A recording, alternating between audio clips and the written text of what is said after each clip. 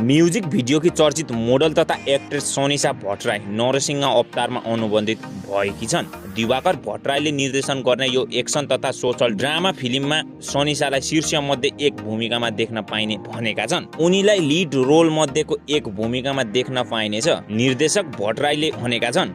यसअघि यो फिल्ममा राजेश हमाल र नीति शाह पनि अनुबन्धित भइसकेका छन्। हमालले यही फिल्मबाट कमब्याक गर्दैछन्। हमालका अनुसार अपोजिट दुई अभिनेत्री हुने र ती मध्ये एक रोलमा सोनिसा कास्ट भएको जानकारी गराएका छन्। भदौको अन्त्यदेखि छायाङ्कन हुने फिल्मलाई लिएर सोनिसा उत्साहित भएको जानकारी गराएकी छन्।